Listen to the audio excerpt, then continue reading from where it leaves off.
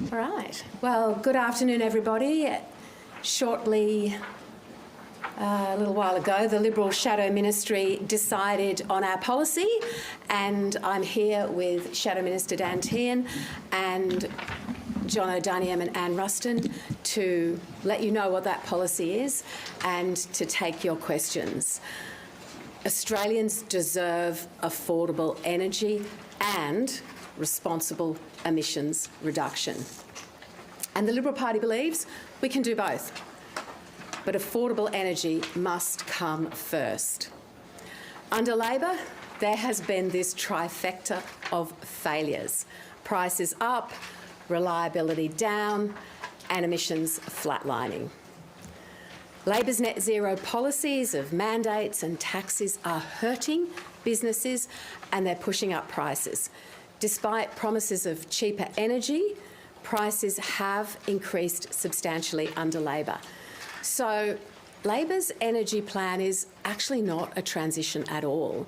It's a demolition job on households, on businesses, on families and on jobs.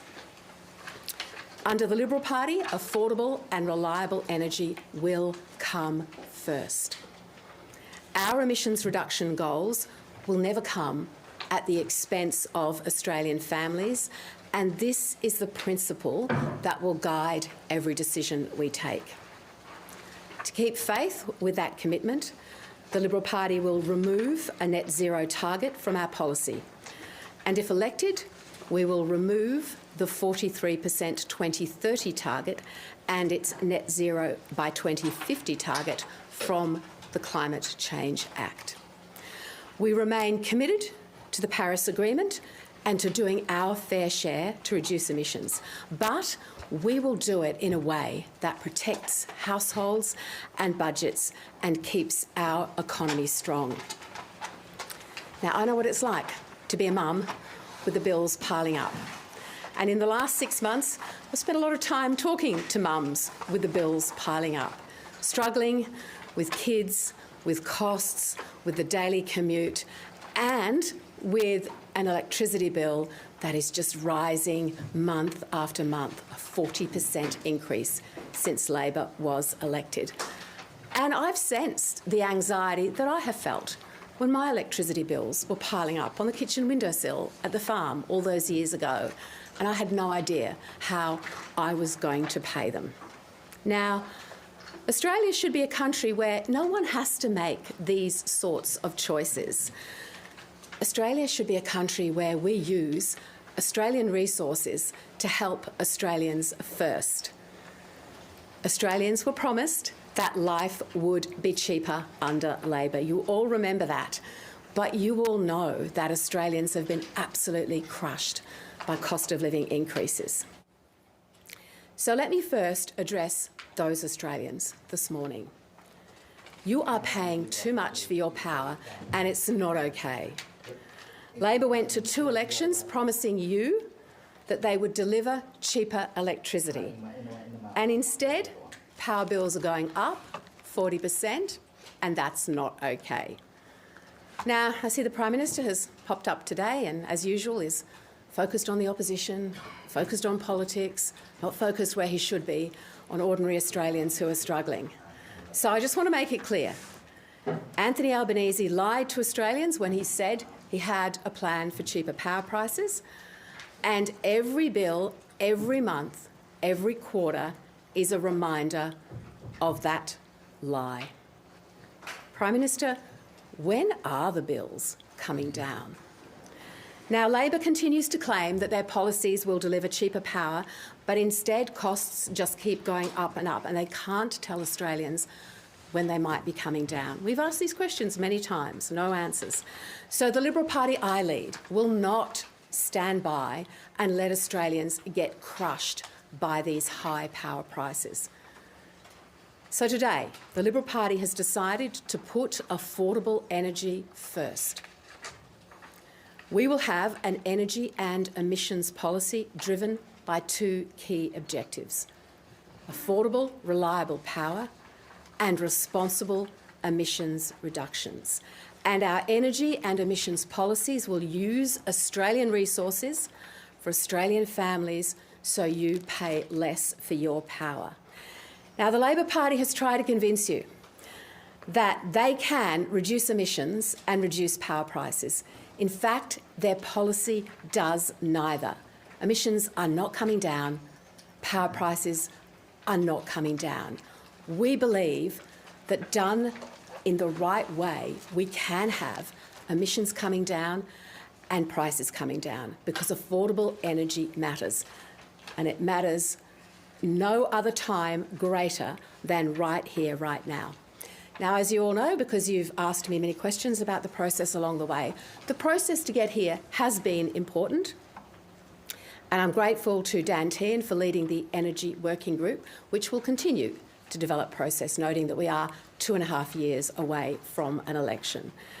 And the next stage of this, after the Liberal Shadow Ministry decided our Liberal Party policy today, is to settle a joint coalition policy with the Nationals. And I said that 3 of my colleagues would be involved in that. Dan Tehan is one, and Senator Anne Ruston and Senator John O'Doniam are the second and third members of that trio that will very soon start those conversations with the Nationals, so that we hope and anticipate we can land, after Sunday, a joint policy that allows us all to fight the Labor Party, to go to the Australian community where we have spent so much time in the last 6 months talking to people, talking to families, hearing the pain of how higher power prices, and genuinely demonstrate that our priority of affordable electricity while responsibly reducing emissions is the right one. I'll hand over to Dan to give you some further details. Thanks, Susan. Our policy is about 3 things. We're about energy affordability first, where Labor is about energy costs. We're about growing our economy, whereas Labor is about strangling our economy. And we're about doing our fair share, whereas Labor is about racing ahead of the world. Can I start by saying thank you to Susan? 6 months ago, and I think it was nearly 6 months ago today, Susan said we are going to develop a policy process and it's going to be a thorough policy process. And she put everything on the table. And so as a result of that, we established a process so that we could come here today and give you a policy which was approved by the Liberal Party. And that is what we have done. Obviously now we have to continue the ongoing discussions that we've been having with the National Party. But I cannot think of a more thorough and respectful policy process than what we have undertaken over the last 6 months. And I thank you, Susan, for that. As a result of that, I've been in discussions with colleagues. Obviously, we've been meeting through the backbench, through Simon Kennedy and Jane Hume, the working group with the National Party, and obviously we had the Liberal Party room meet yesterday and the Shadow Ministry meet today. And as a result of all that, you have the policy which we are announcing today. Now, the first thing I want to touch on is what we are doing about energy affordability. That is all going to be about energy abundance. We have to use our natural resources to make sure that we are bringing as much downward pressure on energy prices as we possibly can. And we should use all those natural resources to do so. So we will put downward pressure on energy prices using the energy abundance that we have as a nation. The second thing is we're going to make sure that we're doing our fair share when it comes to emissions reduction. And we're going to do that in 3 ways. On average, we're going to reduce emissions year on year, like we did successfully in government. And that will be in 5-year blocks according to our nationally determined contributions. We will also make sure that we reduce emissions in line with comparable countries. so that we will be able to look at what like-minded countries are doing overseas and say, OK, we want to be making sure we're doing our fair share when it comes to those comparable countries. And thirdly, we want to be throwing all technologies at emissions reduction. We will be the only party or the only two parties as a coalition that is saying to the Australian people, when it comes to energy abundance, we will use all our resources, and when it comes to reducing emissions, we will also use all the available technology and all the available resources that we have to make sure that we are doing our fair share.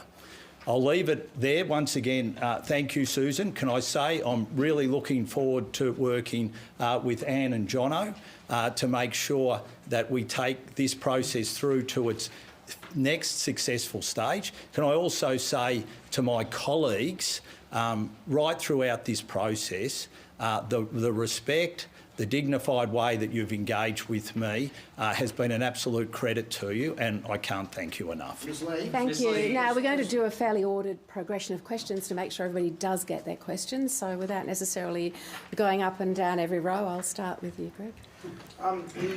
So you say in this document, net zero would be a welcome outcome, or we don't have long-term targets. So is it the Coalition's aspiration to reach net zero? Well, while it's not our policy, as you correctly say, to set long-term targets, net zero would be welcome if we can get there with technology, with choice and with voluntary markets.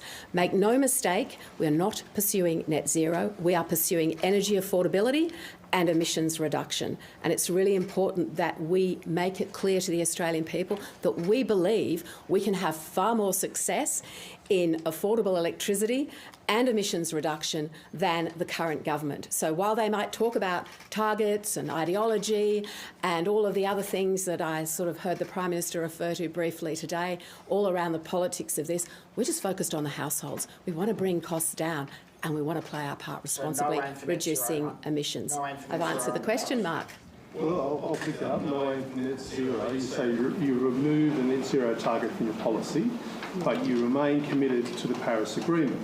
Article 4.1 of the Paris Agreement says aiming, and that is the word in that article, to balance removals of emissions by the second half of the century.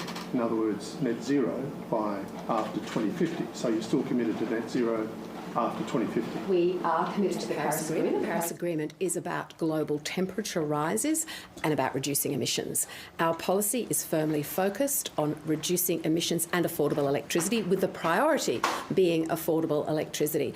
But I point to the three things that Dan just mentioned, which will determine our emissions reduction policy. That it will be in line with comparable countries, that it will be as fast as technology allows, and that we will absolutely play our part, and it will come down on average year on year. Now, these are tangible things that Australians can effectively reach for and say, right, that's what they're doing. They're not working back from an ideological position or something that sits in an international agreement but that is outside our national interests.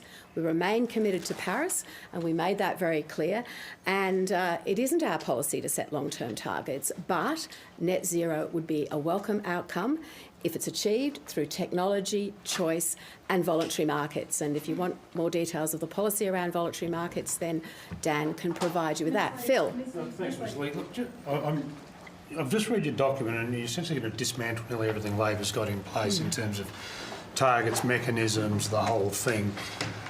Can you just square the circle how the investment community would react to that, given they seem to be quite happy for the first time in a long time they've got the long-term certainty to invest. So can you explain how that's not going to be a disincentive to investors just to walk away again like they did in the previous 10 years?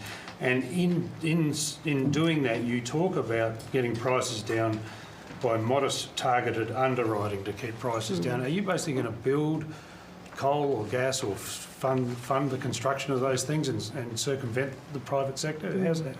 I'll get down to talk to the detail in a minute, but I want to say this. We're very happy to dismantle the structures and the regulation and the policies, if you can call them that this Labor government has put in place that are doing nothing to make energy and your electricity bills affordable. Very happy to dismantle them. They are not working, and the proof point is that energy prices, electricity prices, are going up year on year from a government that stood there in 2 elections and said they would come down. They're actually going up. Meanwhile, there has been this investment in renewable electricity, and we are not anti-renewables at all, but the lack of inertia in the grid, the variability, the intermittency, and the real challenge of the cost of stabilising this grid is something that is being sheeted home to Australian households. This was very obvious to me when I stood at Tomago Aluminium and realised how the biggest energy user in New South Wales, probably in the country, 13% of New South Wales' energy grid, is effectively running up the white flag to say we can't produce aluminium in this country anymore because the cost of energy is too high. So just when it comes to the capacity investment scheme in the short term is basically what we've said. It's going to be technology agnostic, and we will use all available resources as part of that to drive downward pressure on energy prices. Absolutely. And then what we will be looking to develop is an affordable electricity scheme following that, which basically means there's a focus on providing capacity into the system, that baseload capacity into the system. Now, the government is looking at such a scheme. We think that sort of scheme needs to be developed. Obviously, we'll work through, we've outlined some principles as what would guide that. We'll see what the government comes up with. But getting capacity into the system is an absolute priority. Yes, one at a time. Thank you. The Paris Agreement requires targets to be set and for them to progress on previous targets. It doesn't allow a backsliding.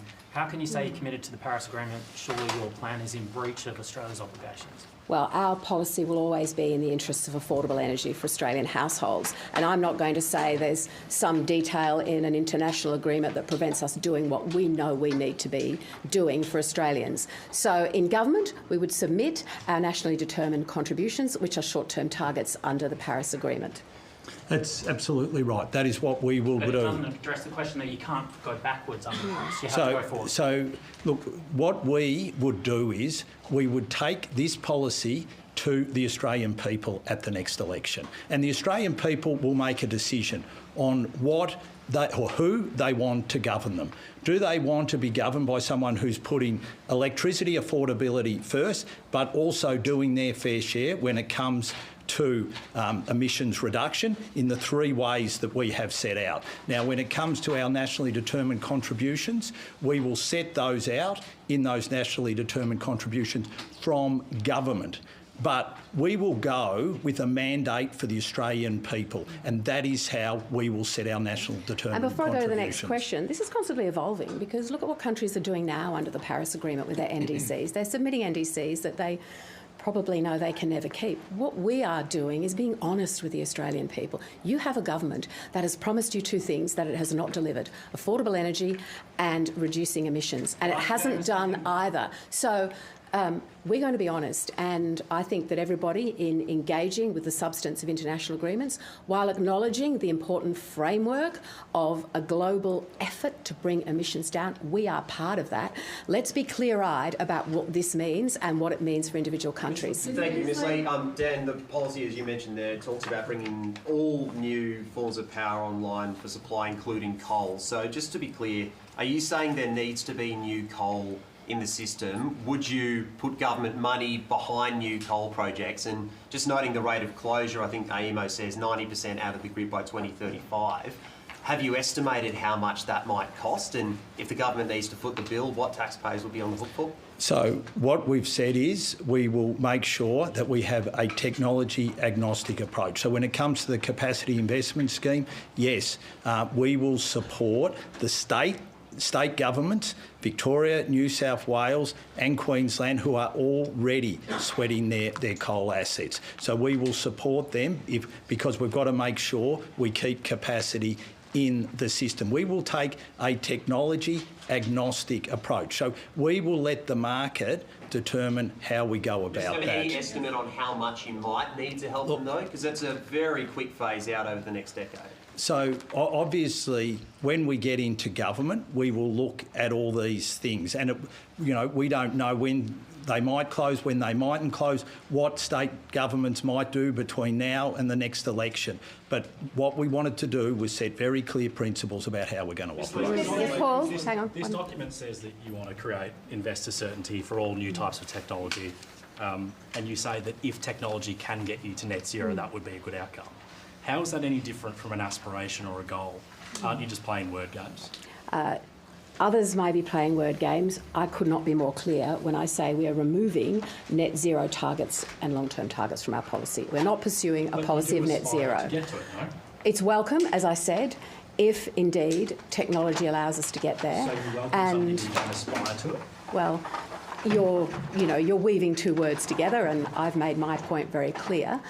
But your point is that we need to have an emissions reduction policy that is believable and that is genuine. And I know that when investors understand, because there's a lot of talk about what investors want, I actually think, well, what do the Australian people want? What do they deserve? They deserve affordable power. And our policy is clear. It removes a lot of subsidies, artificial structures, regulation that's in the wrong place and doing the wrong thing. And it's clear. And it actually can deliver investor certainty. Charles. Thank you. Question to Senator Ruston, please. Senator, you argued against this in the party room. Your state has been moving towards clean energy. It's running on 88% renewables right now. Just checked. You're now going to argue for it with the Nationals. Is this the best policy for the Liberal Party, and is it something you're happy to sit on the front bench and endorse?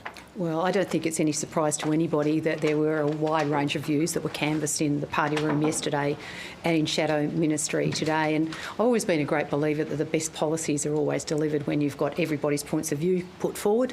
I think reality tells us that we were always going to have to come to a compromise, but I'm obviously delighted that we're remaining in Paris and that we're committed to emissions reduction, and I think that is a very positive outcome. Is this a dark day for the moderates? Thank you. Just moving along here. Thank you. And Senator Ruston, again to you and to Ms Ley, how do you win city seats with this policy? How do you win any of those seats back, including the Teal seats, with this policy, given your own failed candidates said that climate action was an issue for them at the last election? Let's not misunderstand what climate action is. If people think that this government's approach to so-called climate action is working, then they should have a really good look at it, because it's actually not bringing emissions down. We brought emissions down. It's moving twice as fast and leading to 4 times as fast as the rest of the world.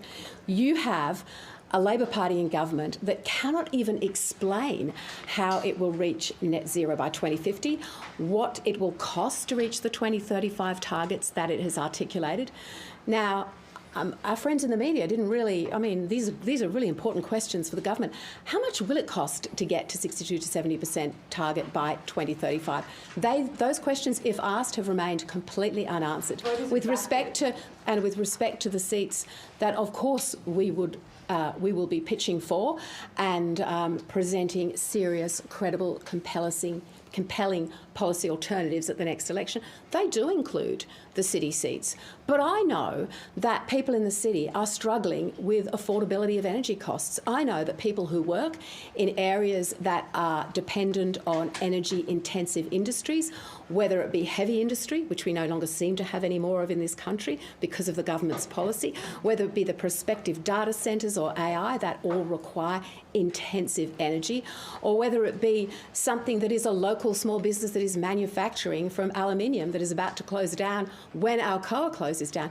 These are highly relevant questions to people in the cities. And I talk about mums with kids who are struggling to pay the bills, and I meet them in the cities all the time. I'm just coming along here. Quickly from Senator Ruston, you've been doing a lot of work in this area. How does this policy meet the moment? Well, I think the reality here is that we've got a policy before us at the moment, the Albanese government policy, that is seeing power prices go up and emissions not coming down. What we're saying is that we want to make sure that we put a policy in place that, first of all, is believable and achievable, that will put downward pressure on energy prices and obviously the cost of living, but at the same time has got a real and prospect of driving down emissions. We did it when we were last in government. We can do it again when we're in government, and I think Australians expect us to put downward pressure on their cost of living, but at the same time do our bit when it comes to emissions reduction. Yes, ma'am. Miss, I know we've touched on this, but I just want to ask you personally, do you support extending the life of coal-fired power stations, and would you support opening more of next-generation coal-fired power stations? Well, I make the point that state governments who have their own climate targets are already extending the life of coal-fired power stations because they have to keep the lights on. Now, you just have to look at what happened in the Iberian blackout to know what does occur when a government or a jurisdiction doesn't take seriously the issue of baseload power. So one faulty photovoltaic inverter in an entire grid had a cascading effect that shut down the entire Iberian Peninsula, which had previously, the market operator there had been saying, look, we can run this on renewables, how good is this? And, you know, gave a real pitch for renewables being able to do it all.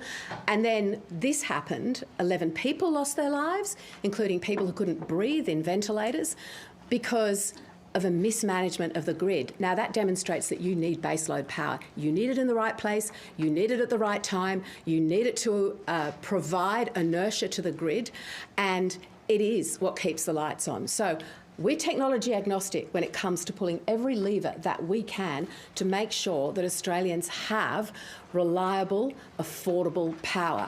But every time we talk about that, you can also remind people, as we do, of our policy to have genuine reduction in emissions and play our part under the Paris Accord. Ms Ley, you talk about affordability. Can you look Australians in the eye today and say that if you win the next election, by the end of that term they'll be paying less for their electricity than they would be at the start? I can look Australians in the eye and say that prices will always be more affordable under us. And I'm sure I don't have to remind them that for 2 elections, Anthony Albanese stood there, pointed to graphs, waved things around and said life will be cheaper under me and electricity prices would come down by $275. Not only has that not happened, they've actually gone up by $1,300. And now Australians are realising that the small amount of relief that they had comes from a subsidy, which is in effect the government taking money from somewhere else, which is all borrowed on the nation's credit card, to deliver a subsidy that unfortunately is now going to run out. So there is no plan. The government has no plan to deliver households what they deserve. Isn't this the first responsibility of every government, to make sure that its citizens can have access to affordable power in winter, in summer, for manufacturing and for their daily needs? And we've got a government that seems to have walked away from that. Mike. In this document you commit, it's a question for Mr Tian, commit to reduce year on year the nation's carbon emissions, but you're saying very clearly that you will facilitate the construction of new coal and gas plants. You're also at the same time dismantling the current government's regime that any measure to force emissions reduction. Can you just explain how you will guarantee emissions will fall when you're building the most polluting elements of the economy and you're creating new ones? Because we did it when we were last in government. No, but you didn't. No, we did it when we were last in government. And what we're going to be doing here, consistent with the market, is throwing all technologies at emissions reduction. So let's take one example, carbon capture and storage, right? Under this government, there has been no proper investment in carbon capture and storage. Yet carbon capture and storage can provide immediate relief when it comes to emissions reduction. We have said that we will make sure that we incentivise all these types of technologies on the emissions reduction funds. We will work with obviously industry. As I've said, we're going to set up a voluntary offset market as part of our plan, so that we will work with industry to make sure that they've got all available technologies to be able to offset emissions. How much does that cost taxpayers? If you're funding CCS and new coal plants to guarantee emissions reduction, No, what's the bill? it's a voluntary market that we will be setting up and establishing.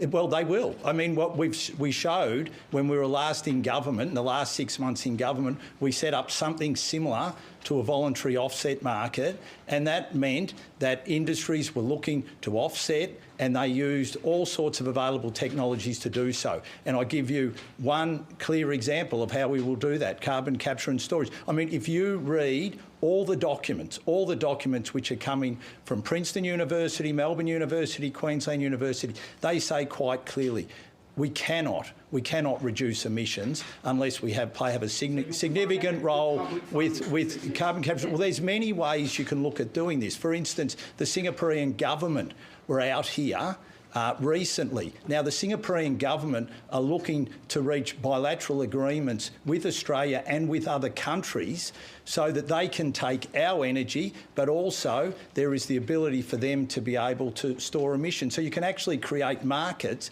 and we could generate a business and an industry from setting up this type of emission reduction framework. Can I just make another point before? Hang on, we're going around the grounds. Mike, just before I move on, this government is providing public funding for wind and solar, for renewable energy subsidies to international investors, corporations.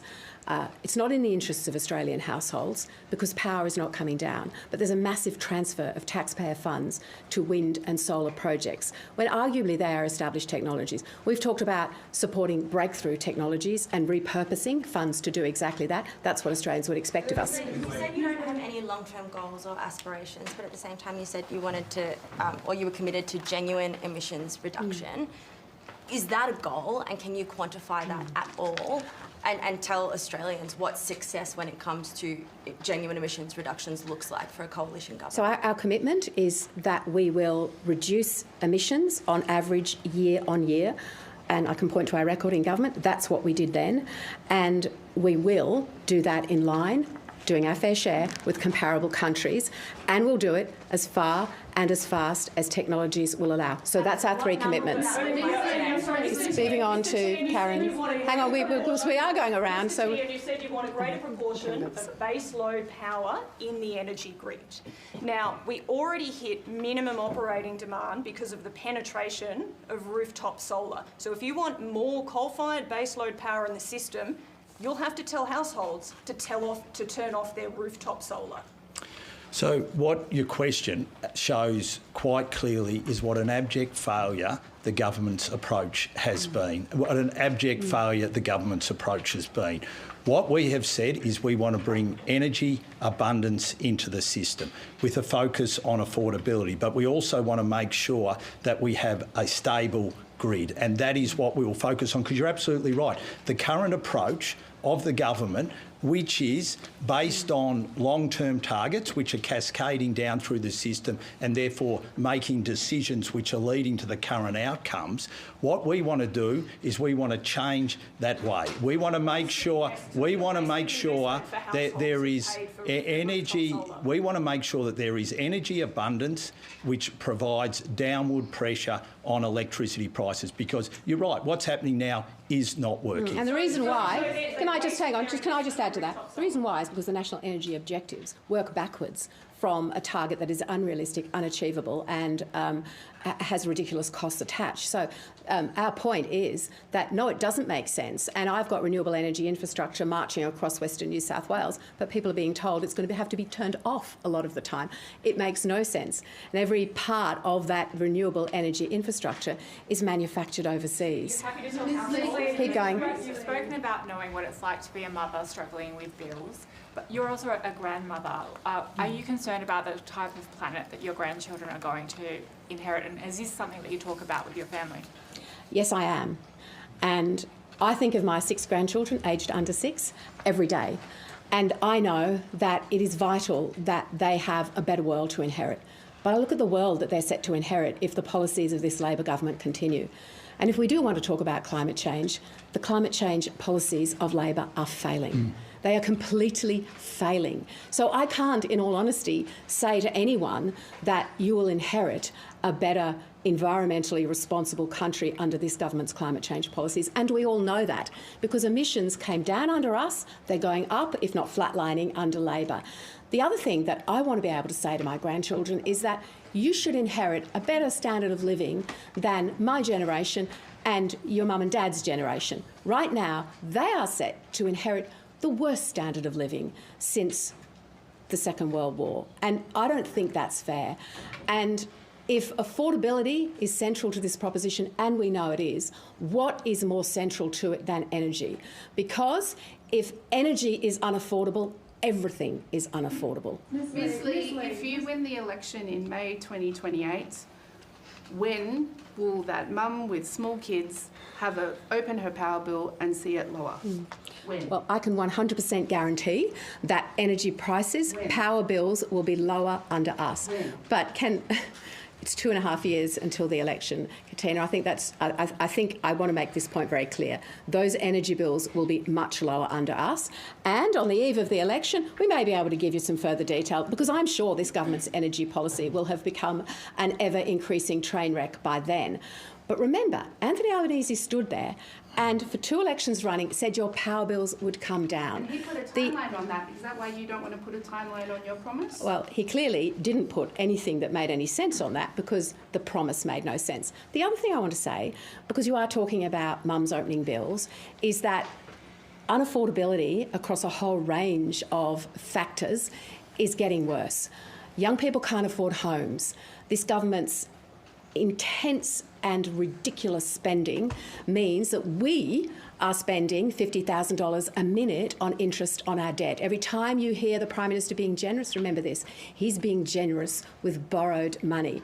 We also know that the energy rebates, the policies that see more and more spending, the failure to constrain a living within our means, the failures in industrial relations, which I have said my team will tackle so that we have fairer workplaces, increasing productivity and increasing real wages. I know it's not the subject of this press conference, but the modern Labor Party has run a million miles away from the Labor Party of 30 years ago that understood the central proposition that if you increase productivity, you increase real wages and you work with employers and employees to do just that. Ms Lee, you have been talking about how under Labor emissions are either flatlining or slightly going up, but over the long term they're forecast to go down. They're not that shy of their 2030 target at the moment. These are targets that you want to scrap. So in the coming years, when Australians are counting the cost of fires and floods and other natural disasters, is your response going to be to them, don't worry, we just did our share?